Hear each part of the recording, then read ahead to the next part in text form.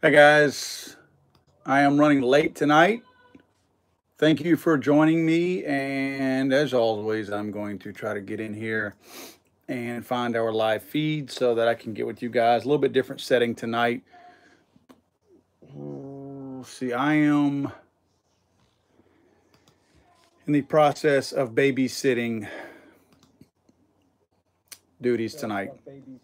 All right, I'm back on with you guys. I got you pulled up on live stream. Mr. FNH, what's up, man? Ty J's here. I am probably not going to do this really long tonight because, again, guys, I'm babysitting my little boy. My wife ran to a concert, and kind of glad she did because I got a lot of things going on that I'm working on right now. So hopefully I get some things done tonight while she's away, and I'm downstairs tonight. Hopefully the little boy cooperates and helps me out here.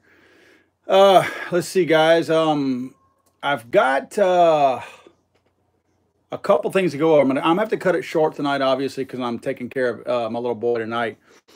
But let's see. You guys might have seen the video of the Missouri senator who was proposing his bill to essentially outlaw any kind of the anti-gun laws by the federal government, essentially protecting the Second Amendment in the state of Missouri. That video has started to take off over the last couple of days. I think people are seeing it. And people are kind of appreciating it.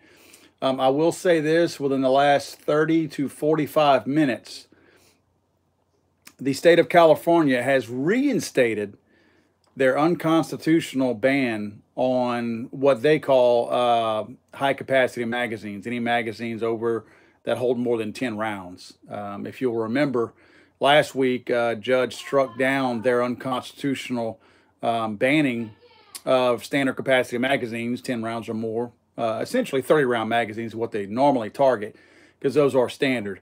So we'll call them 30-round magazines.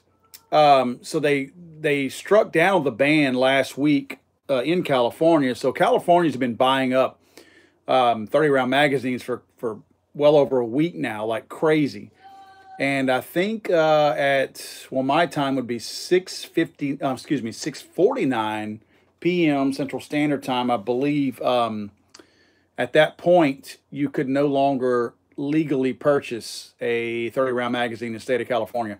What's interesting is, based on some attorneys that I spoke to, I asked them this yesterday when this threat of this of reinstating the 30-round ban came into play, and they started talking about it. I questioned them and said, when does ownership start?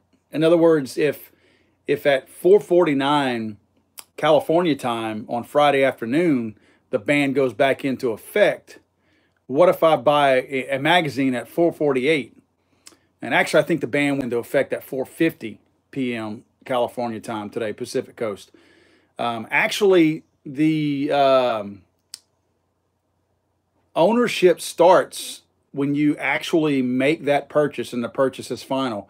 So if you hit complete order, like if you were buying some magazines online, no matter where you were buying them, what state you're buying them in, if you click complete order and you'd filled everything out, and essentially you have a receipt that shows that you purchased that magazine at 4:49 Pacific Coast time or earlier, you own that magazine. And basically the way the law is, anything that you bought during that time frame where it was still legal, where the unconstitutional law was struck down, anything that you bought before it was reinstated again is actually legal.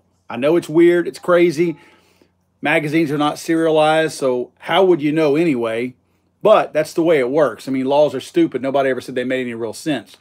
So yeah, if you bought magazines before 4:50 p.m. Pacific today, you can have those. You can possess them.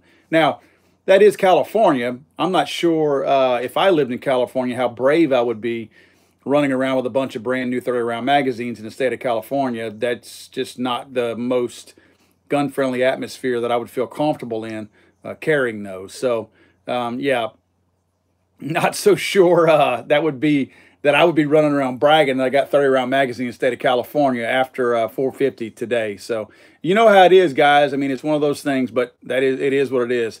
Anyway, it's interesting how that stuff works, but yeah. California, I mean, those poor guys over there. Oh my gosh. Anyway, let me go through here. I'm jumped right into everything tonight because I'm kind of a little bit of in a hurry. Let me give you guys a little bit of recognition for those of you that came in here. I appreciate you guys showing up. Mr. F&H, of course, I mentioned you and Ty J already. Good to see you guys. Daniel Waters, Zach Briggs, Green Soldier 313. Good to see you. Ryan Westall, John, I guess Bauman. What's up? Peter Aker, Bill Moe, Jim Castle or Casal, Kathleen, Music Lover, One Hung Low. What's up? Buzz Salmon. Let's see. Dragon Bear, AJ Griff. What's up, man? Wayne Labald, L.I. Digga, Jim. I said Jim already. Huge Ass Bear. Where we at? I just ran ahead here. GameCuber 7. Z50, Tomahawk 468, M468. Preston M. Doobie Antimano. Jan Liberty Justice. Douglas Smith. Shepard, what's up? Robert Bunton. And let's see here. James Crum, Edward Stokes. Extremely Tactical Glock God, Jan Liberty Justice, good to see you.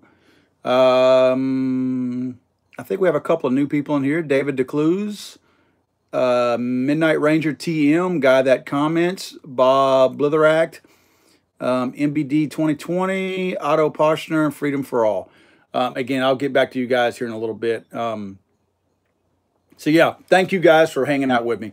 I'm going to go real quick. Like I looked at Ammo Land earlier, and I don't know that Ammo Land has a whole lot of things going on tonight, other than the California magazine ban going back into effect. Yeah, it says at 5 o'clock today it went into effect. I had read something earlier after I talked to some attorneys, and actually X Products, who's the makers of the 50 round drums, were actually shipping their high capacity magazines to California, and they were actually going to, I think, stop taking orders in the state of California at 4:50 today. So I think they were going to do that 10 minutes early just to make sure that there wasn't a discrepancy in the time that your invoice may have been stamped. So probably wise on their part to kind of get rid of that gray area, since that's a pretty, I mean, it can make you a felon in that state. So good idea to kind of create that buffer in there. So I guess that's where I saw that 4:50, because I know I'd seen it earlier. So apparently 5 o'clock it was today. Let's see if there's any other relevant news here real quick, guys. Just forgive me. I had a long day today, very, very busy. So I was kind of rolling pretty fast there. Apologies for starting about 35 minutes late tonight. Oh my gosh. To look at the Cory Booker, I can't even hardly look at that guy. The guy creeps me out, man. I would not want to be at a slumber party with Cory Booker. No, not much newsworthy apparently going on. Let's look at, oh man, I just ate, that's one thing why I was late. I'm in Louisiana, if you guys don't know. I ate a bunch of boiled crawfish earlier, and wow, I am stuffed. Whew. Good stuff right there. Oh God, introduce a bill to prohibit discrimination in financial services. I didn't know this. President Donald Trump to speak at the NRA Leadership Forum in Indianapolis at the NRA annual meeting in a couple of weeks. I didn't realize that. That was announced today. So since he's been a candidate, I believe he's been there at the NRA's annual meeting every year. So interesting that he's going to go again this year. I don't know what the advantage is for him to do it, but that's cool. New Zealand government wants blank check for gun confiscation. Unbelievable. Those people are giving into that. That's, you know, if we ever get to the point where we're willing to give up our rights so easily, gosh, please slap me. Slap me with anything. Um, yeah, red flag gun laws. That's one thing that's kind of, those of you that are in my neck of the woods here in Louisiana, kind of disheartening. This past week, we had, I'm sorry, last week, I believe it was, we had House Bill 483 in the state of Louisiana. And this is Louisiana, guys, the sportsman's paradise. We have some of the greatest gun laws in the nation, not some of the best, but equal to a lot of the ones nationwide here in Louisiana. And we had, I think it's Gary Carter, who is a representative down in New Orleans, which is a dump. I mean, New Orleans and Baton Rouge and Shreveport are dumps. And, this is a representative from a dump who obviously he's a bleeding heart liberal, and he is putting forth a red flag gun law bill that's 483. And, I'm doing what I practice what I preach. I'm doing what I tell you guys to do all the time. I contacted his office, the guy who actually authored the bill, which he didn't author it. He essentially took Marco Rubio's bill and everybody else's red flag gun law bill and plagiarized it and put it out there in the name of Louisiana. But anyway, he's the main sponsor of the bill. So I called his office, and his office wants me to email them what I want to talk about, because he doesn't want to talk to me before he has a chance to read some bullet points and prepare his own response to me. Whatever. So I emailed him. I may not ever hear back from them, but I'll keep calling them. If I don't hear from them by Monday, I'll call them again and ask them if they got my questions and to please answer them. If nothing else, if he doesn't want to let me interview him, at least answer my questions that I sent him on the email so I can share those. Otherwise, I will answer them myself with the answers that I'm pretty sure he would have given. And I won't probably be quite as nice and as articulate as he might be.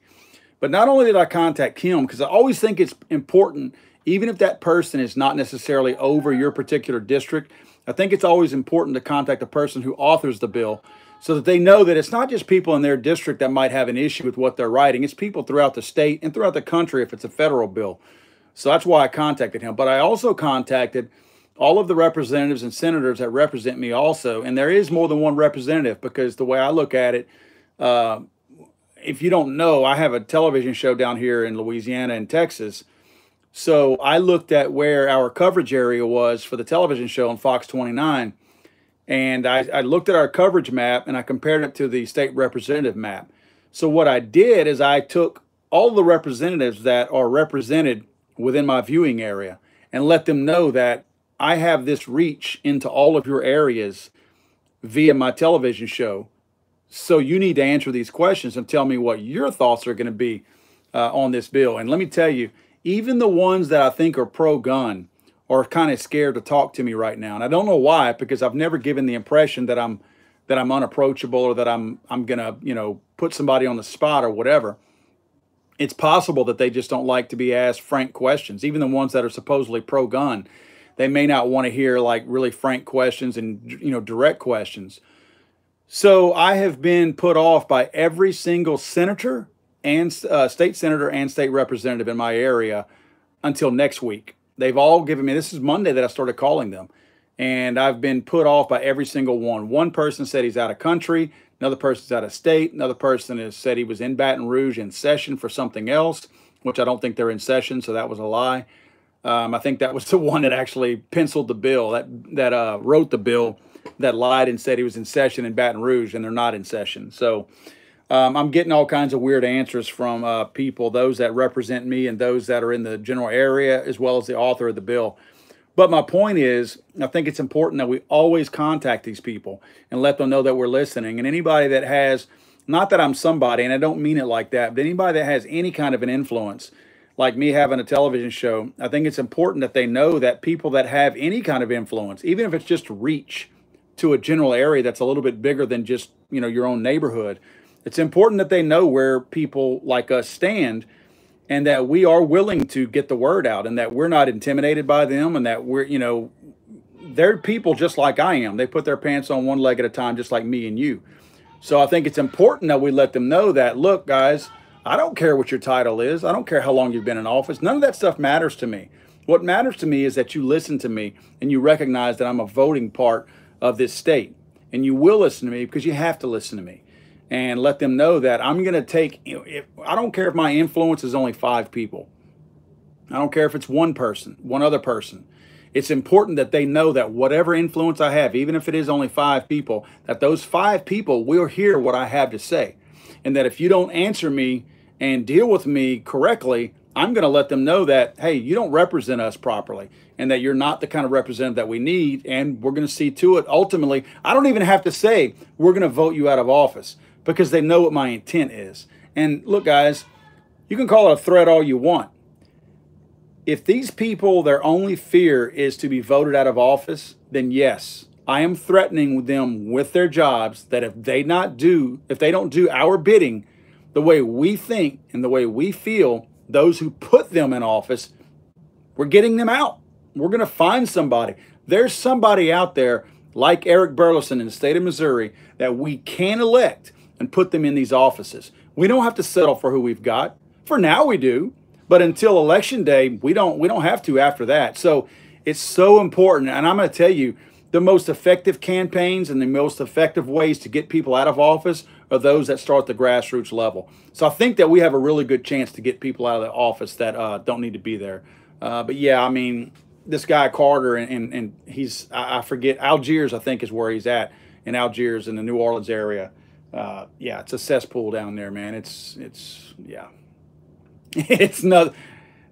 I left a company one time, a Fortune 500 company that I worked for, because they wanted me to move to Little Rock or New Orleans. Let me tell you something. Little Rock and New Orleans are both dumps. They're dumps. I would never raise a family in either one of them. So that's what we're dealing with. We're dealing with people who were born and raised in these dumps. And now they're putting forth bills because their constituents, who are about as brainless as they are, have voted them in the office, and now we have to listen to them. I don't personally feel like HB 483 in the state of Louisiana has a chance of passing. But complacency is not where I'm comfortable, and I don't think any of us should be. I think we have to speak out against this and let our representatives and our senators know, in case it makes it to the Senate, know that this is a bill that we will not stand for ahead of time, to nip it in the bud. We can't sit back and say, that'll never pass in the state of Louisiana, and then sit back and go, what? It passed? We can't do that. This is not, it's too hard to undo bills like that. We got to make sure it never makes it to the floor. So I'm excited. I mean, I think we're going to get it out of here. I think I talked to one of the ladies who answered the phone and said they'd already been receiving some phone calls. So good. I'm glad I wasn't the only one at this point. Let's see, guys.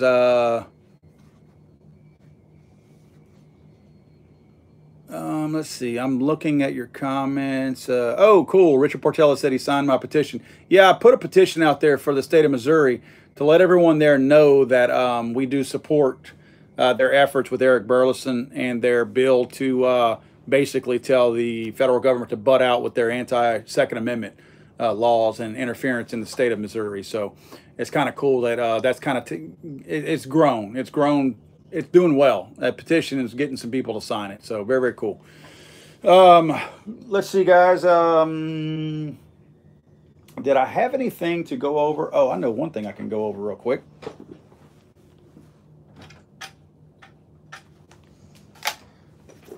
For those of you that were wondering, I am finally to the point where I'm about ready to put out my video, my final video on the Cold War guns, Cold War rifles that I put out. I started last year around this time with the FNFAL, the AK-47, the G3, and the M16, the AR-15. So this one is next. This is the last one. If this gun looks authentic, beat up, and worn, it's because it is. It's very authentic. If you will notice, can you see that? Might be a little hard to see it. But this is a Colt model AR-15 or AR-15 model SP1. I think the year of this thing is probably about 1968. This thing actually rode around in the back of a police cruiser for the better part of 30-something years, I believe. And this is actually belongs to my dear old friend that passed away last June, Richard Prasuti, who was the owner of Gator Guns in Sulphur, Louisiana. This was his AR-15, and he had loaned it to me for this particular video that I was working on. And with the agreement also, this is the agreement, the good part, that if he ever decided to sell it, that he would sell it to me. So I have reminded his wife of that, she's also a good friend. Richard was a very good friend of mine. So it's kind of bittersweet to be doing this video because it's his gun, and he was such a good friend of mine and such a good person that, you know, obviously he and I even talked about the video. So, I mean, I'm using some input from him on the video as well. He was so knowledgeable of everything that he knew gun-wise and all that good stuff. So this is going to be a very, very interesting video. It's taken me so long to put this thing together because, you know, what's funny is between the G3, the FAL, and the AK-47, there's, especially the G3 and the FAL, there's only so many books and publications that you can actually read that are legitimate publications. So in a short period of time, I had read everything I could because there was nothing else to read. So I was able to put my videos out there, a little bit of online research too, but you got to be careful, of course, you know, with your online research. And of course, AK-47s have a lot of stuff, but most of us know everything there is to know about an AK-47. So it wasn't like there was a bunch of research that I had to do. But man, the M16, the AR-15, this thing has such a friggin' deep, crazy, weird, twisted history. The Vietnam era stuff that kind of introduced the whole M16. You know, there's a lot of bad information out there. There's a lot of people who have put bad information out there over the years. So you really got to dig through all that stuff and really find out, you know, who's full of it, who's not, what's legitimate, what's not. So you kind of got to go back to some old publications, some old letters, some old reports, some old findings, studies, all that kind of stuff. And you got to find that stuff in print somewhere. Again, it's hard because you can't go to a forum. You can't go to ar15.com. And unfortunately, you can't learn anything about an AR-15 on ar15.com. It's all opinions on there. So this has been a tough video. You know, I've had information that I've kind of found, and I've done a little research. I've run into dead ends here and all that kind of stuff. So I'm very, very close to finally getting this thing finished, and I'm excited because, again, you know, to use Richard's gun, but also to finally bring some closure to this whole series, because people think that I just am not putting it out, but they don't realize how much additional work has gone into the whole M16 one, because it's just so involved, man. I mean, there's, gosh, the history in it. Looking around because I've bought so many books on it. So yeah, it's unbelievable. Let's see. I'm trying to think some of the cool things that I actually found on this one that are kind of neat historically. You'll notice that this one actually doesn't have the, you'll notice the protection for the mag release. The boss is not around here on the mag release. That was a change that they made later on because they found that with troops in Vietnam, whenever they were ground crawling, that many times that the ground or whatever, since this was so unprotected, that it would knock the magazine out. So you'll notice, you know, yours that you would have nowadays, it has this this gate all the way around it, and this particular one does not have that. That's a sign of something relatively old. You'll notice this doesn't have the angle that today's do, at least the you know, different models do. I know there's so many different connections from the whole barrel and fore-end assembly to your upper, but you'll notice this one is the same distance all the way around instead of having that angle to it. That's a little bit different. What else did I find that was, oh, you'll notice it doesn't have the forward assist. So with no forward assist, then we know that that's either a Marine Corps or an Air Force AR-15, because the Army wanted that stupid little forward assist that nobody ever uses and really serves no function. But the Marine Corps and the Air Force did not want it. So we know that this was for sure not an Air Force one, because Air Force did not have any that had a forward assist. It does have the forward assist bolt carrier group, but that became standard later on anyway. They ended up putting, just to kind of get rid of the bolt carrier group that didn't have the forward assist notches on it. They just discontinued the one without the notches and started making the one with the notches and putting them in all of the AR-15s, even if they didn't have the forward assist.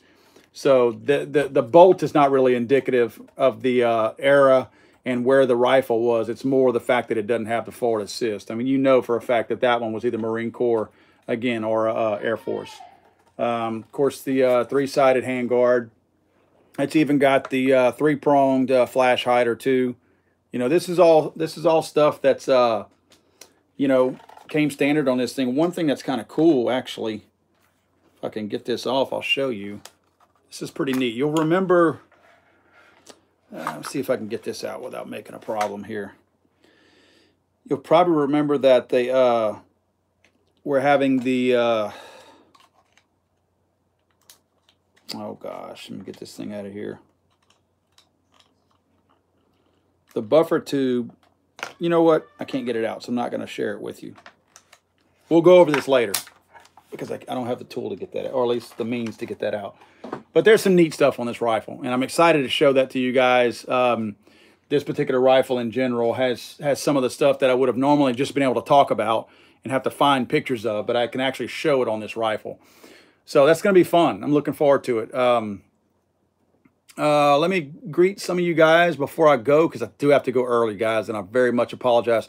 I'm thinking about doing a live stream tomorrow night. I'm going to have plenty of time tomorrow night. My wife and my little boy are going out of town for a little while tomorrow morning, so I'm probably going to have time tomorrow night. So if you guys are interested in doing a live stream, just comment and let me know, and I'll go back later and check out y'all's comments. And if enough of you guys want to do it, I'll do it tomorrow night, especially since I'm cutting this close and short tonight. Again, guys, I worked late tonight, so I'm not prepared at all. I got nothing. I haven't read anything. It's just whatever I've heard this week and all that kind of stuff. So, yeah, I'm going to cut out of here early, but if you guys, I'll leave this going for now. And if you guys want to do this, like I said, tomorrow night, let me know a time and if you're interested, and I will do it. So, anyway, guys, I'm going to bust out of here. I'm only on my first beer, so I'm drinking a Yingling Light tonight. So, yeah, guys, if you guys want to do it tomorrow night, let me know. Hit me up, and I'm going to go bathe my son and drink another beer. So I will see you guys maybe tomorrow night. You guys take care, and thank you so much for hanging out with me tonight. I'm going to kill this light, so I'm just going to have some minimal light on my backdrop here. Talk to you guys soon.